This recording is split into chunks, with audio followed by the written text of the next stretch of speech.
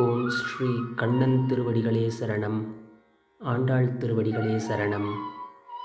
அன்னவயல் புதுவை ஆண்டாள் அரங்கற்கு பண்ணு திருப்பாவை பல்பதியம் இன்னிசையால் பாடிக் கொடுத்தாள் நற்பாமாலை. பூமாலை சூடிக் கொடுத்தாளைச் சொல்லு. சூடிக் கொடுத்த சுடர்கொடியே தொல்பாவை பாடி அருளவல்ல பல்வளையாய். நாடி நீ வேங்கடவர்க்கென்னை விதியென்ற விம்மாற்றம் நாம் கடவா வண்ணமே நல்கு. மார்கழித் திங்கள் மதிநிறைந்த நன்னாளால் நீராடப் போதுவீர் போதுமினோ நீரிழையீர். சீர்மல்கும் ஆய்பாடி செல்வ சிறுமீர்காள் கூர்வேற் கொடுந்தொழிலன் நந்தகோபன் குமரன். ஏரார்ந்த கண்ணி யசோதை இளஞ்சிங்கம் கார்மேனி செங்கண் கதிர்மதியம் போல் முகத்தான். நாராயணனே நமக்கே பறை தருவான் பாரோர் புகழ படிந்தேலோர் எம்பாவாய். பொருள்: ஆண்டாள் தன் தோழியர்களை பாவை நோன்பு நோற்க அழைக்கிறாள். அவள் சொல்கிறாள், மார்கழி மாதம் பிறந்துவிட்டது. முழுநிலவு ஒளி வீசுகிறது.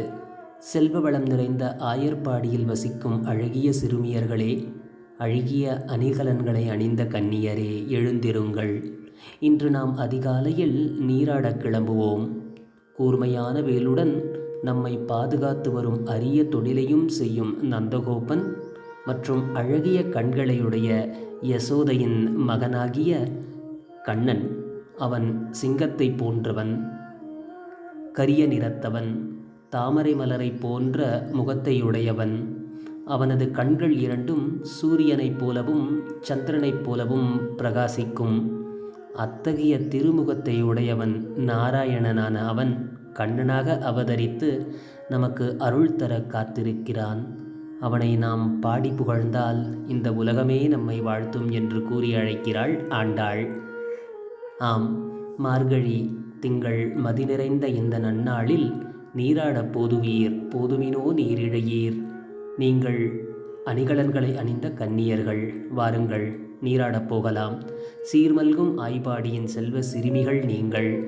கூர்வேர் கொடுந்தொழிலன் புரியும் நந்தகோபனும், ஏரார்ந்த கண்களையுடைய யசோதையின் இளஞ்சிங்கமான கார்மேனி கருமேனி அதாவது கொண்ட செங்கண் முகத்தை உடையவன், கதிரும் மதியமும் போன்ற விழிகளை உடையவனுமான நாராயணனான கண்ணன் நமக்கே பறை தருவான். அப்படி அந்த பறையை வாங்கி இந்த உலகத்தில் இருப்போர் எல்லோரும் நம்மை புகழுமாறு நாம் வாழவோம். வாருங்கள் என்று ஆண்டாள் அழைக்கும் இந்த பாசுரத்தை நாமும் பாடி கண்ணன் திருவடிகளை சரணடைவோம். கண்ணா சரணம், ஆண்டாள் அம்மா சரணம்.